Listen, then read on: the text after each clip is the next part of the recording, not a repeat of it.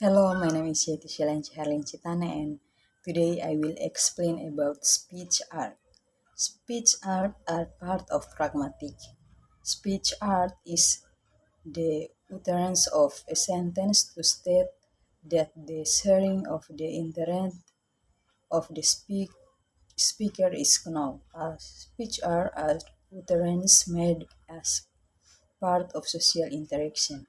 Speech art are speak in which share is action by saying something the speaker or suggests something.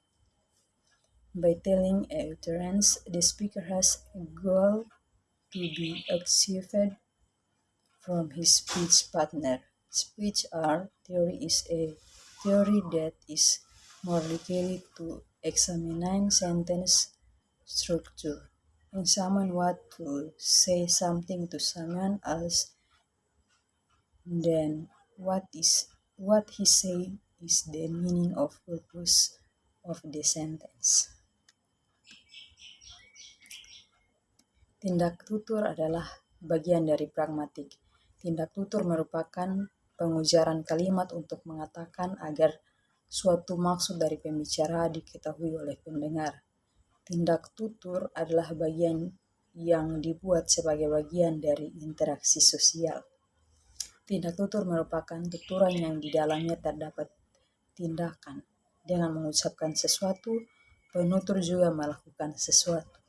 Dengan menuturkan sebuah ujaran, penutur memiliki tujuan yang ingin dicapai dari mitra tuturnya.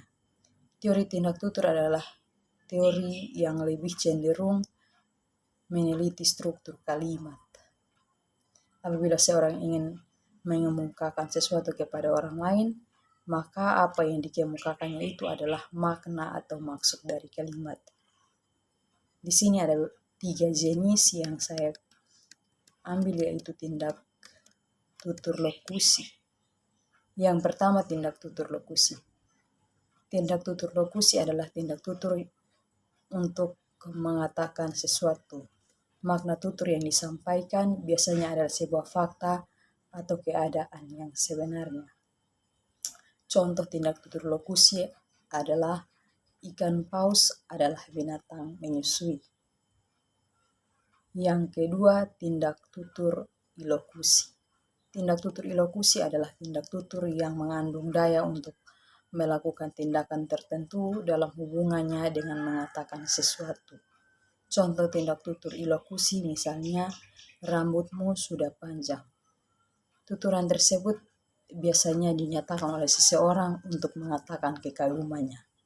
Yang ketiga, tindak tutur perlokusi. Tindak tutur perlokusi adalah tindak penumbuhan pengaruh atau efek kepada mitra tutur. Contoh tindak tutur perlokusi misalnya, rumahnya jauh.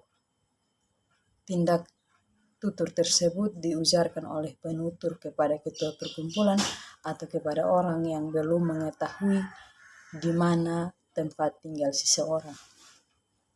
Di sini ada 7 fungsi tindak tutur yang saya pilih, yaitu yang pertama, fungsi instrumental, yang kedua fungsi regulasi, yang ketiga fungsi representasional, yang keempat fungsi interaksional, yang kelima fungsi personal, yang keenam fungsi heuristik, dan yang terakhir fungsi imajinatif. Terima kasih, mungkin itu dari saya. Tuhan Yesus memberkati.